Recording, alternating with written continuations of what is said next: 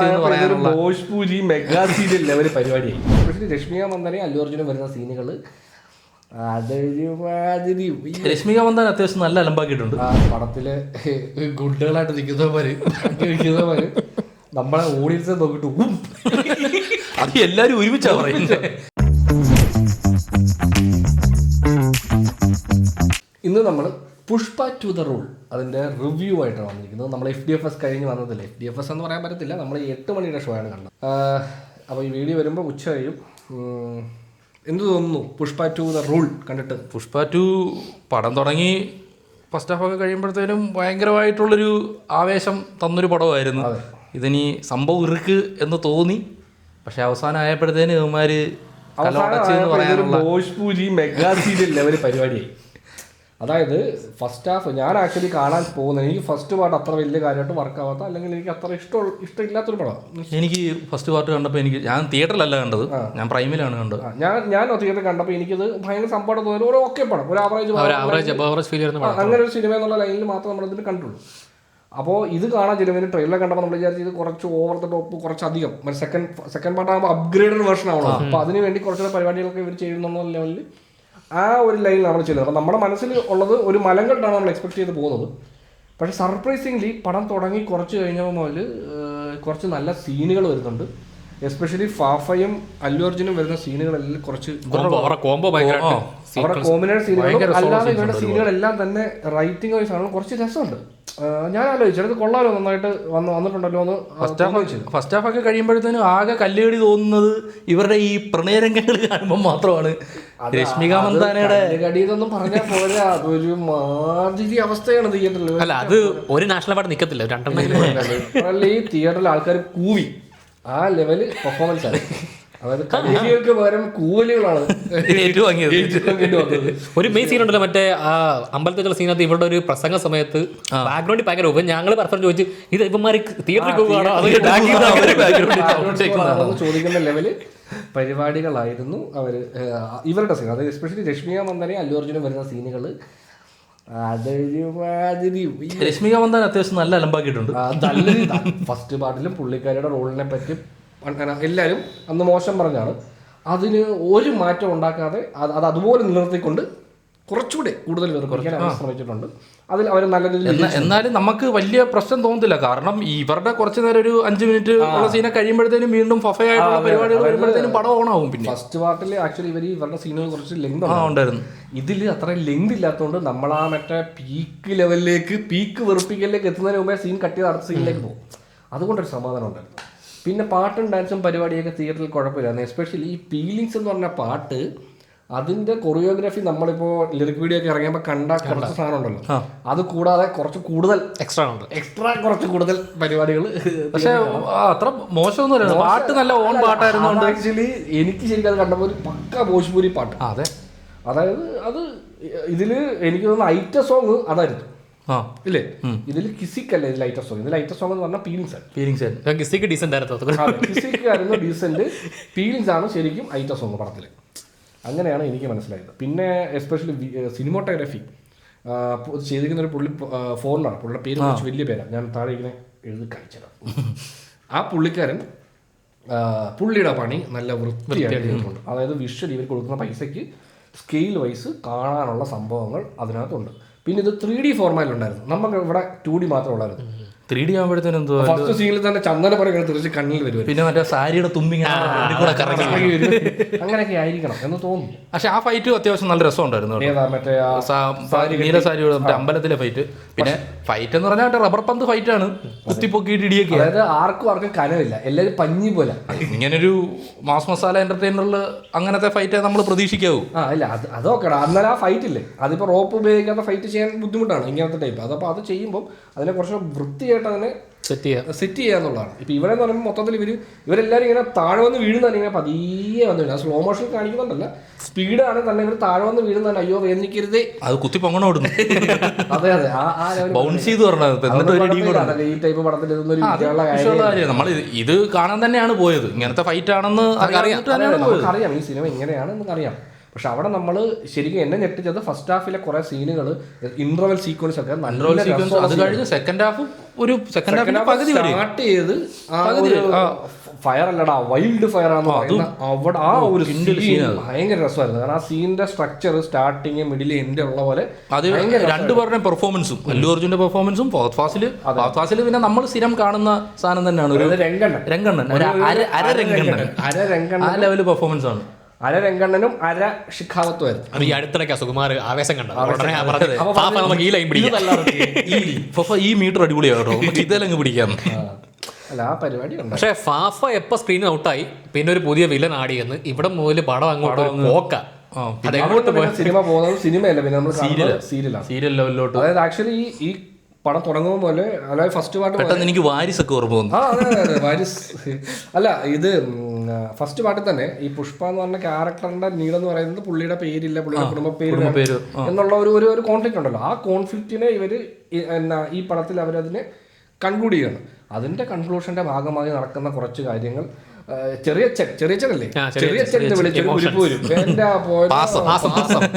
അത് വഴി കൂടെ പോകുമ്പോഴൊക്കെ ചെറിയ അത് വിളിച്ചോണ്ട് സാരം വരും, അതിനെ തട്ടിക്കൊണ്ട് പോടും, പിന്നെ അവിടെ ചെല്ലുന്നു, അവന്മാരെ അടിച്ചിടുന്നു. അവിടെയാണ് സിനിമയിൽ ഞാൻ കേട്ടത്, ഞാൻ ശരിക്കും ചിരിച്ച് പോയൊരു സീക്വൻസ് എന്ന് പറഞ്ഞാൽ ക്ലൈമാക്സ് ഫൈറ്റാണ്. അതായത് ക്ലൈമാക്സ് ഫൈറ്റ് ഇല്ല, പ്രീ ക്ലൈമാക്സ് ഫൈറ്റ് എന്ന് പറയാം. അവിടെ പല്ല് കൊണ്ടാണ് അല്ലു അർജുൻ ഫൈറ്റ് ചെയ്യുന്നത്. കഴിഞ്ഞ പടത്തിൽ ഒരു പറഞ്ഞല്ല, കൈ കെട്ടിയിട്ടാലും അണ്ണൻ അടിച്ചോണ്ടിരിക്കും. അപ്പത്തോടെ കാലും കൂടെ കെട്ടാ, കാല് കെട്ടിയാലും അണ്ണൻ അടിക്കും. പല്ലില്ലേ, പിന്നെ പല്ല് കൊണ്ടായിരുന്നു ഫൈറ്റ്. അതൊരു പിന്നെ അല്ലു അർജുൻ മറ്റേ നീലി ലെവലിലുള്ള ഫൈറ്റ് ആയിരുന്നു. ചോര കുടിക്കുക പുള്ളി ഇങ്ങനെ പുള്ളി ഇങ്ങനെ പാമ്പിനെ പോലെ എഴയുക. പാപസുരേഷൻ കാര്യം കണ്ടിരുന്നെങ്കിൽ പിടിച്ച് കാട്ടിക്കൊണ്ടു വിട്ടേനെ. അല്ലേ, ഇങ്ങനെ എഴയുക, വട്ടം കറങ്ങുക, തലകുത്തി മറിയുക, ഈ തലകുത്തി നടക്കുക, അങ്ങനെയൊക്കെ കനത്ത അക്രമമായിരുന്നു. പുള്ളിക്ക് കൈയും കാലം കെട്ടിയിട്ടിരിക്കുക, ഇവൻ എങ്ങനെ മൂവ് ചെയ്യും. പക്ഷെ പുള്ളി എയറിൽ ഇങ്ങനെ നിൽക്കുക ഇങ്ങനെ വടി പോലെ. എന്നിട്ട് ആൾക്കാരോട് ഇങ്ങനെ പിണഞ്ഞ് അല്ലേ ഒരുത്തരം അടി കൂടെ കയറി ഇങ്ങനെ കറങ്ങി. ഇതൊരു നാഗിന്റെ വല്ല പാട്ടാണ്. അതെ, ഈ ശരിക്കും ഇത് വടക്കിൽ ഐ മീൻ നോർത്തിൽ ഈ സാധനം നല്ല രീതിയിൽ വർക്കാവുന്ന എങ്ങനെയാണെന്ന് വെച്ചാൽ അവർ നോക്കുമ്പം അല്ലു അർജുൻ സാരി വേഷം കെട്ടി കാളിയുടെ ഒരു പ്രതീകമായിട്ടൊരു സംഭവങ്ങൾ നടക്കുമ്പോൾ അവരൊക്കെ എഴുന്നേറ്റ് ആ നിപ്പ് കാണാനായിട്ടും മറ്റേ ഒരു കമ്പിയൊക്കെ ഓർത്ത് ടിക്ക ഉണ്ടാക്കുന്ന സാധനമൊക്കെ അതൊക്കെ നല്ല രസമുണ്ട്. പോർഷൻ കൊള്ളായിരുന്നെങ്കിലും ആ പോർഷന്റെ പ്രശ്നം ആ പോർഷന്റെ മുമ്പുള്ള കുറച്ച് നേരം നമ്മളെ വെറുപ്പിച്ചതിന് ശേഷം ഒരു ആക്ഷൻ നടക്കും. ആ ആക്ഷൻ സീക്വൻസ് പോലും നമ്മൾ നോക്കുമ്പോൾ ഇതെന്തിനാ ഈ പടത്തിനകത്ത് പെട്ടെന്ന് ഇല്ലാത്ത എവിടുന്നോ വേറൊരു ടീം വന്ന് ആൾക്കാർ വന്ന് ഫൈറ്റ് ചെയ്യുന്ന പോലത്തെ ഒരു സീക്വൻസ് വരും. ബട്ട് ആ ഫൈറ്റ് കുഴപ്പമില്ല, കുറച്ചു നേരം. പക്ഷെ അവര് വെറുതെ എങ്ങൊന്നും വന്ന ആൾക്കാരല്ല, കഥയിലെ സുപ്രധാനമായിട്ടുള്ള ആൾക്കാരാണ്. ഏത് കഥയിൽ? അടുത്ത കഥയിൽ. അതാണ് അയ്യോ ഈ സിനിമ ഏറ്റവും ആൾക്കാർക്ക് എനിക്ക് തോന്നുന്നു കുറച്ച് ഭയങ്കരമായിട്ട് ഡിസപ്പോയിന്റ് ആവുന്നത് ഇതിന്റെ എൻഡിങ്ങിലാണ്, അല്ലേ? അതായത് ഈ സിനിമ ഇങ്ങനെ കണ്ടിരുന്ന് നമ്മൾ കൈയടിച്ചങ്ങനെ പോകുമായിരുന്നു. പക്ഷെ ഇതിന്റെ എൻഡിങ് എത്തുമ്പോഴത്തേക്കും ഇത് കറക്റ്റ് ഒരു സീരിയൽ എങ്ങനെ നമ്മൾ നിർത്തുന്നു. ചിലപ്പോൾ ലാസ്റ്റത്തെ ഒരു 25 മിനിറ്റ് ഇല്ലായിരുന്നു നമ്മൾ കൈയടിച്ചിറങ്ങി പോകുന്നത്. അതെ അതെ, എനിക്കൊന്ന് ഈ ഫൈറ്റ് കഴിയുമ്പോൾ പടം നിർത്തിയാൽ നമ്മൾ കുഴപ്പമില്ലടാ ചുമ്മാ കണ്ടിരിക്കാന്ന് പറഞ്ഞിട്ട് ഇറങ്ങി പോരുമായിരുന്നു. പക്ഷെ അവസാനം ഒരു 10, 15, 20 മിനിറ്റോളം കുറച്ച് നേരം ഒരു ഡ്രാമ നടക്കും. ആ ഡ്രാമ എന്ന് പറഞ്ഞു കഴിഞ്ഞാൽ അങ്ങ് കരയുക എല്ലാവരും. അപ്പോൾ അത് കുറച്ച് വലിഞ്ഞ് ഇതിൻ്റെ അകത്ത് മറ്റേ സ്റ്റെയർ കേസിന്റെ സൈഡിൽ ഒളിച്ചിരുന്ന അല്ലു അർജുൻ്റെ ഒരു കരച്ചിലുണ്ട്. തിയേറ്റർ മൊത്തം കരഞ്ഞ പ്രകടനമായിരുന്നു. ഈ സമയത്ത് അയ്യോ ഞങ്ങളില്ല, അണ്ണൻ കരഞ്ഞു കഴിയുമ്പോൾ ഞങ്ങൾ വരാം എന്ന് പറഞ്ഞൊരു 4 പേര് വീടിന്റെ അവരാണെങ്കിൽ ബ്ലർ ആർട്ടിസ്റ്റ് ആയിരുന്നു. ബാക്കിയുള്ളവരൊക്കെ കയറി സ്റ്റെയർ കേസിന് അടുത്ത് വന്നു. സുകുമാർ നോക്കിയപ്പോഴത്തേനും അനാവശ്യമായിട്ട് വെട്ടം വരുന്നത് 4 പേര് വെട്ടം ബ്ലോക്കി. അങ്ങനെ കുറച്ച് പരിപാടികളാണ്. അതൊക്കെ ആ ഒരു ഏരിയയിലേക്ക് എത്തുമ്പോഴത്തേക്ക് സീരിയൽ പോലെ. പിന്നെ എന്ത് ചെയ്യുമ്പോൾ ലാസ്റ്റ് യൂഷ്വൽ എല്ലാ പടത്തിൻ്റെ അടുത്ത ക്ലിഫ് ഹാങ്ങർ എടുത്ത പോലെ വരും. ഒരു പുതിയ വില്ലൻ വരുന്നു എന്ന് പറഞ്ഞ പോലെ. ഇത് ആരടാ ഈ പുതിയ വില്ലൻ? അത് നമ്മൾ ആലോചിക്കും, ആരടാ? റോളക്സ് വരുന്ന പോലെ വേറൊരു സ്പെഷ്യൽ സാധനം ഇതിൻ്റെ അകത്ത് വരുന്നുണ്ട്. ഈ സംബന്ധിച്ച് പടം എല്ലാം തീരുമ്പോൾ ഒരാൾ പുതുതായിട്ട് വന്നു കഴിഞ്ഞാൽ അത് റോളക്സ് ആയിട്ട് മാറി ഇല്ലേ? അതുപോലെ ഒരു ബെഞ്ച് മാർക്ക് അവർ സെറ്റ് ചെയ്യും. പക്ഷെ ഇവരിത് കാണുന്ന എല്ലാ പടത്തിലും ലാസ്റ്റ് ഒരാളും മുഖം മറ്റേ ഷാളൊക്കെ ഇട്ട് കുറച്ച് പ്രഭാകര ആ വൈബില് ഏതോ ഒരു ജൂനിയർ ആർട്ടിസ്റ്റ് പുള്ളിക്കാരൻ വന്നു പറഞ്ഞാൽ ആളില്ല ഇവിടെ ആരും നീ ഇതിനെ കൈവച്ചത് ഇങ്ങനെ കാണിക്കും എന്ന് പറഞ്ഞ് അവിടെ നിർത്തിയത് പോലെ. ഇനിയിപ്പോൾ ഒരുപാട് അഭിപ്രായങ്ങൾ വരും. ചില ആൾക്കാർ അത് ഫഹദ് ഫാസിലാണെന്നും ചില ആൾക്കാർ ഫഹദ് ഫാസിലല്ലെന്നും ഇത് പുതിയൊരാളാണെന്നും ആർക്കറിയാം ആരാണ്.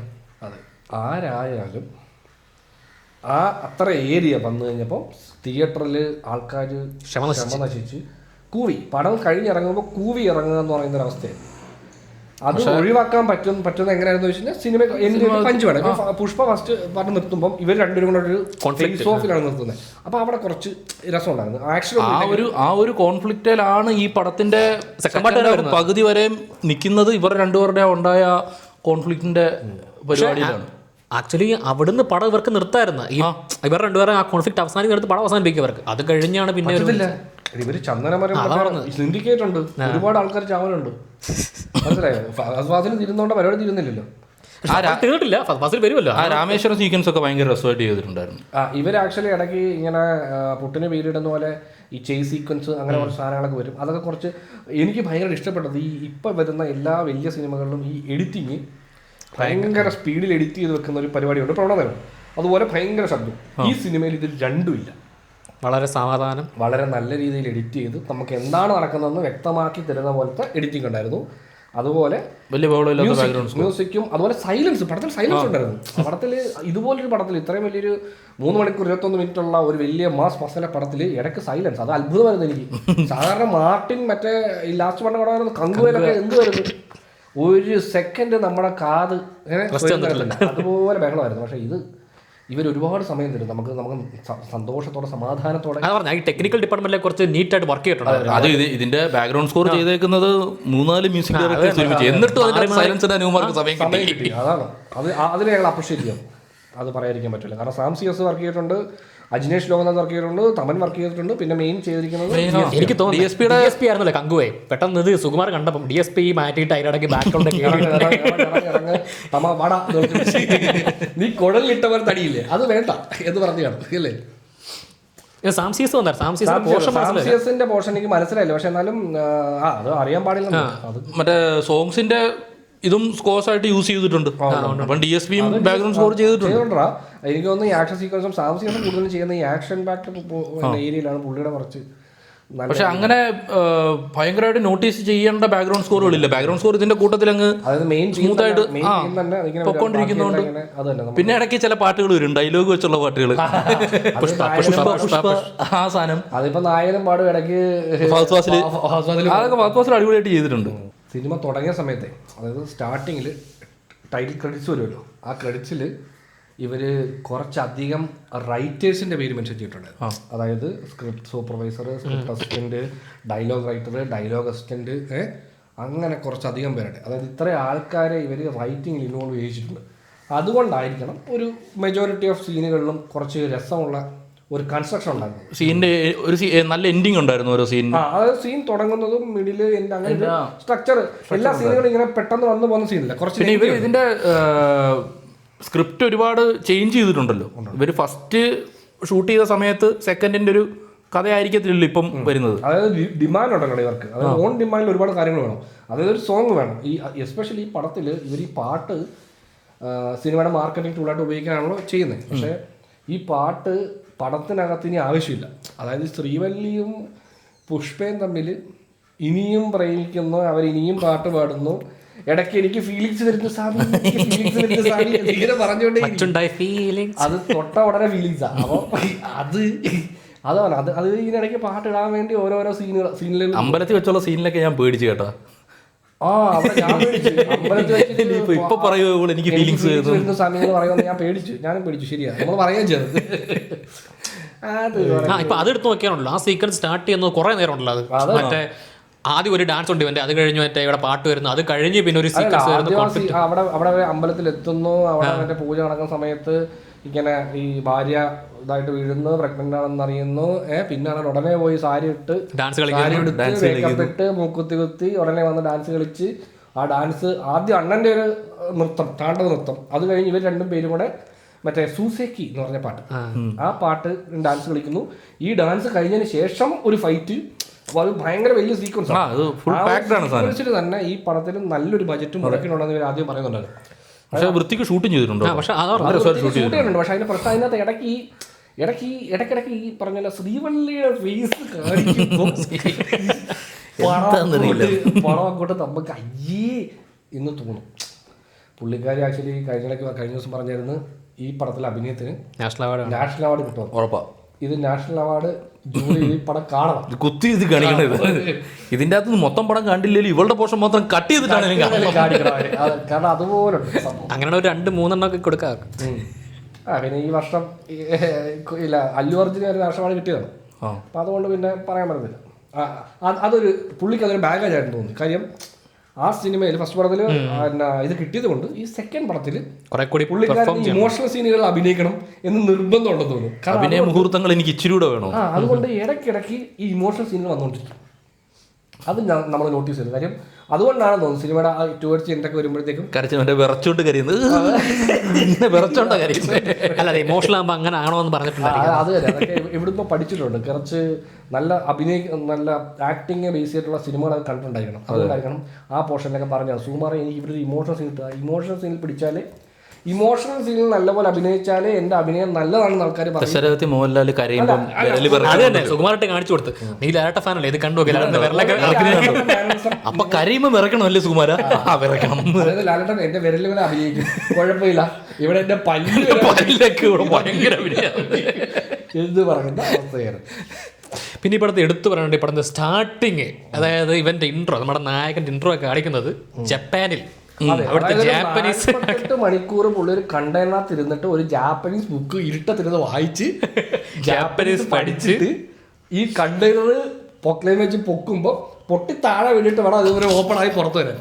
എന്നിട്ട് കാലെ കെട്ടി ഒരു മോളി കെട്ടി വന്നവന് ബോധമില്ല. അവനെ അപ്പം തന്നെ അവനോട് എന്താ നീ ആരാ എന്താന്ന് ചോദിക്കാതെ ഈ വില്ലന്മാര് കാലെ കെട്ടി തലകുത്തി തൂക്കിയിട്ടാണ് ചോദിക്കുന്നത്. അവന്റെ കർണത്തിന്റെ അടി കൊടുത്ത് അവനെ ഉണർത്തിട്ട് ചോദിക്കാം വെള്ളം കൂടെ ഇവന്മാർ എന്ത് ജാപ്പനീസുകാർ, ഇവന്മാർക്ക് ബോധമില്ലേ? തമാശ ജാപ്പനീസുകാർ വന്ന് സംസാരിക്കുമല്ലോ, ഇവന്മാരുടെ ലിപ്പും ഈ ഡബും വേറെ വഴിക്കല്ല.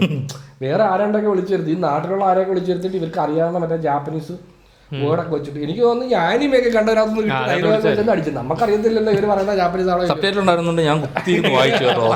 അതുകൊണ്ട് ഞാൻ ജപ്പാൻകാരുടെ മുഖം ഒന്നും ശ്രദ്ധിച്ചില്ല. പക്ഷെ അത് കിടിലൻ അല്ലു അർജുൻ അത് തെലുങ്കിൽ തന്നെ ജാപ്പനീസ് പറയുന്നുണ്ട് ഞാൻ തോന്നിട്ട്. അല്ല അതാണ് പുഷ്പയല്ലടാ, പുഷ്പയ്ക്ക് അത്ര വിദ്യാഭ്യാസമുള്ളൂ. പുഷ്പയ്ക്ക് വിദ്യാഭ്യാസം ഇല്ല, പുഷ്പ സ്കൂളിൽ പോയിട്ടില്ലെന്നൊക്കെ പറയുന്ന പുഷ്പയ്ക്ക് ജാപ്പനീസ് വായിച്ച് പഠിക്കാനുള്ള വിദ്യാഭ്യാസമൊക്കെ ഉണ്ട് കേട്ടോ. അങ്ങനെ അല്ല അത് തെലുങ്ക് വഴി ജാപ്പനീസ് പഠിക്കുന്ന. അതെ, അതായത് ജാപ്പനീസ് തെലുങ്ക് മറ്റേ ഡിക്ഷണറി ഉണ്ടായിരിക്കും അല്ലേ, അത് വെച്ചായിരിക്കും പുള്ളി. എന്തായാലും കണ്ടെയ്നറിനകത്ത് 10 ദിവസം പൂട്ടിയിട്ടേക്കല്ലായിരുന്നു സമയം. 48 മണിക്കൂറിലാണ് ഇരുട്ടല്ലേ പുള്ളി. എങ്ങനെ കണ്ടു? അല്ല അത് ഏറ്റവും കോമഡി എങ്ങനെയാണെന്നറിയാം, പുള്ളി ചിരിക്കും. അപ്പൊ പല്ലിന് വെട്ടം കൊണ്ട് അല്ല പുള്ളിയുടെ പല്ല് വെളുത്തായിരിക്കുന്നത്. പറയുന്നത്. പിന്നെ ആക്ച്വലി അടുത്ത ബോലോ സുഭാ കേസരിയുടെ പരസ്യത്തിൽ അല്ലു അർജുനെ അഭിനയിപ്പിക്കുന്നത് ഈ പടത്തിൽ ഇടയ്ക്കിടയ്ക്ക് പുള്ളിവരെ സാറ് അടിക്കുന്നത് പണ്ട് വിജയുടെ മറ്റേ ബബിൾക്ക് അടിക്കുന്നത് തമ്പടിച്ചു വെക്കുക. അതൊക്കെ ഹിന്ദി ബെൽറ്റിന് വേണ്ടിയിട്ടുള്ള സാധനം. അവര് ട്രെയിനിലൊക്കെ പോകുമ്പോ ഇങ്ങനെ ഒക്കെ എടുത്തിട്ട് ഈ സാധനമായിരിക്കും അല്ലേ. ഇതിന്റെ അകത്ത് ഫസ്റ്റ് തലകെട്ടി തൂക്കുമ്പോഴത്തേനും ഒരു നോട്ടിന്റെ പീസ് ഇങ്ങനെ പോക്കറ്റിൽ നിന്ന് കറങ്ങി താഴെ ജാപ്പുവിന്റെ അടുത്ത് ചോദിച്ചോടെ ഹാൻസിന്റെ കവർ ചോദിക്കുകയും ചെയ്തു. 3D കടന്ന ചിലപ്പോൾ നമുക്ക് നമ്മുടെ നേരെയാണല്ലോ പച്ചപ്പ് ഇത് വരുന്നത്. ഇതിന്റെ എല്ലാം കോമഡി എന്ന് വെച്ച് കഴിഞ്ഞാൽ ഈ സീനുമായിട്ട് പടവോട്ട് ബന്ധമില്ല. ഇല്ല, അത് സ്വപ്നമായിരുന്നു. അത് സ്വപ്നമായിരുന്നു. തമാശ ഒരു ഇൻട്രോ സീക്വൻസ് ഒരു 5-8 മിനിറ്റുള്ള വലിയൊരു സീക്വൻസ് കാണിച്ചിട്ട് ഇത് സ്വപ്നമായിരുന്നു. അല്ല അത് രാത്രിയിൽ എപ്പോഴോ ഒരു അല്ല, അത് അവര് എഡിറ്റ് ചെയ്ത് വെച്ചിരിക്കുന്നത് നമുക്ക് സ്വപ്നം കണ്ടതായിട്ട് തോന്നാനായിട്ട്. കണ്ട ഒരുപാട് പേർക്ക് അത് തോന്നിയിട്ടുണ്ടാവും. അതായത് കുറച്ചധികം ആൾക്കാർ ഒരു നോർമൽ ഓഡിയൻസ് ചിലപ്പോൾ ചിന്തിക്കും, എടാ ഫസ്റ്റ് കണ്ടിച്ച സീൻ ചിലപ്പോൾ ഇവൻ സ്വപ്നം കണ്ടോ, ജാപ്പനീസുമായിട്ട് ഫൈറ്റ് ചെയ്തതൊക്കെ സ്വപ്നത്തിൽ കാണാൻ പറ്റുമോ. അതുപോലെ ഈ സിനിമയിലൊരു കോൺട്രവേഴ്സി ആകാൻ ചാൻസ്, കോൺട്രവേഴ്സി എന്ന് പറയാൻ പറ്റില്ല, എന്നാലും കുറച്ചധികം പേര് ഡിബേറ്റ് ചെയ്യാൻ ചാൻസ് ഉള്ള ഒരു സീക്വൻസ് വരുന്നുണ്ട്. സീക്വൻസ് ഒരു സീൻ, അതായത് ജനിക്കാൻ പോകുന്ന കുട്ടി പെൺകുട്ടിയാവണമെന്നാണ് പുഷ്പരാജിന്റെ ആവശ്യം. എന്തുകൊണ്ട് പെൺകുട്ടി വേണം എന്ന് പറയുമ്പോൾ ആൺകുട്ടിയാണെങ്കിൽ ആൺകുട്ടിക്ക് കൊടുക്കാനായിട്ട് ഇവന്റെ ഒരു കുടുംബ പേരില്ല, പെൺകുട്ടിയാകുമ്പം കെട്ടിച്ചു വിടുന്ന കുടുംബത്തിലെ പേരൊക്കെ കിട്ടിക്കോളുമല്ലോ എന്ന് പറയുന്നത്. അത് തിയേറ്ററിലെ ആൾക്കാർ ഞങ്ങൾ കൂവി കേട്ടോ, തിയേറ്ററിൽ കൂവിയായിരുന്നു സീനിൽ കുറച്ച് പേര് കൂടെ കൂവിയായിരുന്നു. ഈ പുഷ്പ ഫസ്റ്റ് വന്ന ടൈമിൽ ഇതിൻ്റെ അകത്ത് സ്ത്രീവിരുദ്ധമായിട്ടുള്ള ഒരുപാട് കാര്യങ്ങൾ, ഇപ്പോൾ ഒന്നാമത് മറ്റേ ശ്രീവല്ലിയുടെ ക്യാരക്ടർ പോർട്രേറ്റ് ചെയ്തേക്കുന്ന ആ ഒരു രീതിയും കാര്യങ്ങളെയൊക്കെ ഭയങ്കരമായിട്ടുള്ള രീതിയിൽ വിമർശിക്കപ്പെട്ടിട്ടുള്ളതാണ്. അപ്പോൾ സെക്കൻഡ് വന്നപ്പോഴത്തേനും അതൊക്കെ അവർ കുറച്ചൊക്കെ കവർ ചെയ്യാൻ നോക്കിയിട്ടുണ്ട്. പുഷ്പരാജിന് മറ്റേ സ്ത്രീകളോടുള്ള ഒരു ആറ്റിറ്റ്യൂഡ് കാണിക്കുന്നതും എല്ലാം ഭയങ്കര റെസ്പെക്ട്ഫുൾ ആയിട്ട് കാണിക്കുന്ന രീതിയിൽ ഉള്ള ഒരുപാട് സീനുകളുണ്ട്. അങ്ങനെയൊക്കെ കാണിച്ച് ഇവര് എല്ലാം തിരുത്തി റെഡിയായല്ലോ എന്ന് വിചാരിച്ചപ്പോഴാണ് ഇങ്ങനെ ഒരു സീൻ വന്നത്. പക്ഷെ അവിടെ കോമഡി എന്ന് വെച്ചാൽ ക്ലൈമാക്സ് പറയുന്നുണ്ട് കൊച്ചുവേലായുധൻ രാജു കൊച്ചുവേലായുധരാജ് പുഷ്പരാജിന്റെ മോനാണ്. അവർ ആൺകൊച്ചിനെ പടമല്ലേ ഇപ്പൊ പറയുന്നത്. എനിക്കത് ഞാൻ ഓർത്തു ഇത് നേരത്തെ പെൺകൊച്ചിനെ പടമല്ലേ, പിന്നെ പേര് ആൺകൊച്ചി ലാസ്റ്റ് കുടുംബ പേരായില്ലേ, ഇനി എന്തിനാ പെൺകൊച്ചി അല്ലേ? അതെന്താ പരിപാടി? ഈ ഞാൻ പറയുകയാണെങ്കിൽ അല്ലു അർജുൻ ഈ പുഷ്പ ഫ്രാഞ്ചൈസി തന്നെ ഓടിക്കുക, ഇതിന്റെ ഇടയിൽ വേറെ പടം ചെയ്തില്ലെങ്കിൽ ഇതോടുകൂടി ആവിയായി പോകാനുള്ള ചാൻസ് വരെ ഉണ്ട് കേട്ടോ. അതാണ് എനിക്ക് മനസ്സിലാക്കാം. ഈ പ്രശ്നമുണ്ട്, ഇനി ഇവർക്ക് അടുത്ത പടം എന്ത് ചെയ്യണം എന്നുള്ള ഒരു പ്രശ്നം ഉണ്ടാവും. അതായത് ഒന്നുകിൽ ഇതൊരു ഐക്കോണിക് ക്യാരക്ടർ ആയല്ലോ, അല്ലേ ഇത് കുറച്ചാൾ നിർത്തണം. ഇത് അടുത്ത പടം ഇനി ഒരു 2-3 വർഷം കഴിഞ്ഞ് എടുത്താൽ മതി. അത് തന്നെ മടുക്കും. അതിന്റെ ഇടയിൽ അല്ലു അർജുൻ വേറെ പടങ്ങൾ ചെയ്യട്ടെ. എപ്പോഴും ഇങ്ങനെ വരേണ്ട കാര്യമുണ്ടോ? അപ്പോൾ ഇത് ആക്ച്വലി ഞങ്ങളിങ്ങനെ പറയുന്നത് കേൾക്കുമ്പോൾ ഇത് അത്ര മോശം പടമായിട്ട് അങ്ങനെ എടുക്കണ്ട. അതായത് ഈ വർഷം വന്ന ബിഗ് ബജറ്റ് ബോംബുകളുടെ ഇടയിൽ ഇതൊരു ആശ്വാസമാണ്.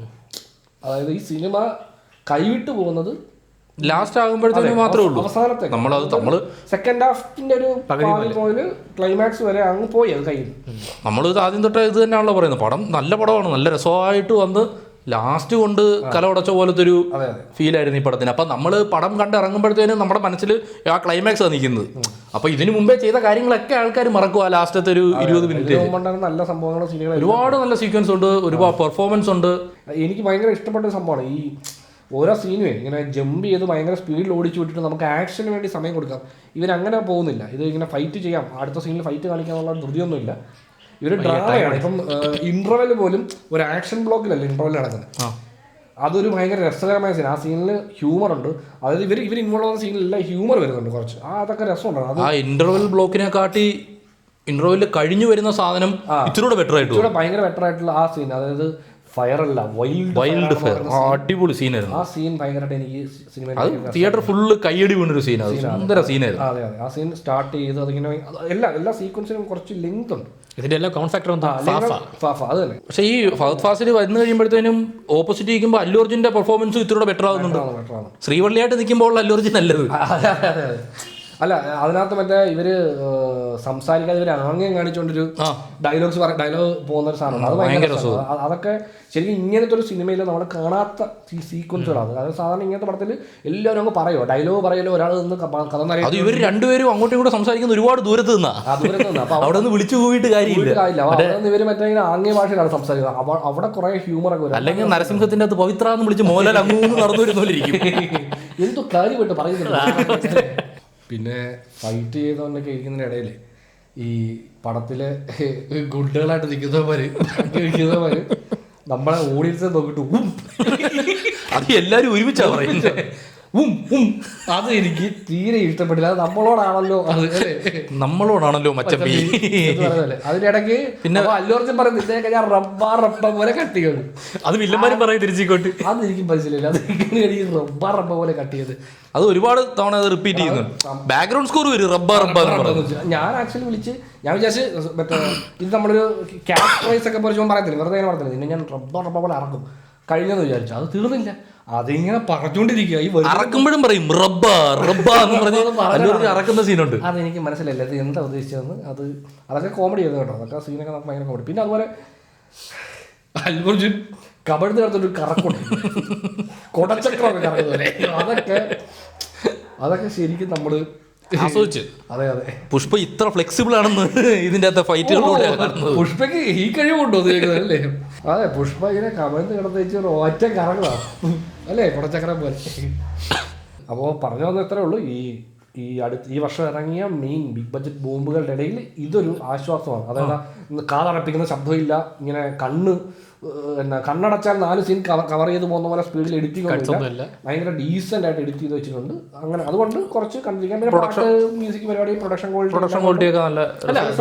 ഒരു ക്വാളിറ്റി അതിനുണ്ട്. തിയേറ്ററിൽ കാണാനുള്ള സ്റ്റഫ് ഉണ്ട്. മലയാളം ഡബ്ബും അത്ര മോശമല്ല. അതെ, മലയാളം ഡബ്ബ് മോശമല്ല. മലയാളം സോങ്സിന്റെ ലിറിക്സ് മോശം, അത് പറയാതിരിക്കാൻ പറ്റത്തില്ല. ലിറിക്സ് പ്രശ്നം എന്ന് വെച്ച് കഴിഞ്ഞാൽ മ്യൂസിക് നല്ല രസമായതുകൊണ്ട് നമ്മൾ കേട്ടിരിക്കും. പക്ഷേ ലിറിക്സ് വരുമ്പോൾ ഭയങ്കര കല്ലുകടിയാണ്. എല്ലാം ഉണ്ട് പുഷ്പയ്ക്ക് എന്നാൽ ചിലതോ ഇല്ല. ഇതൊക്കെ ഇവര് തെലുങ്കിൽ കേട്ട സാധനം മറ്റേ ഗൂഗിൾ ട്രാൻസ്ലേറ്റ് എടുത്തിട്ട് അതുപോലെ അടിക്കുന്നതാണെന്ന് തോന്നുന്നു മലയാളത്തിൽ.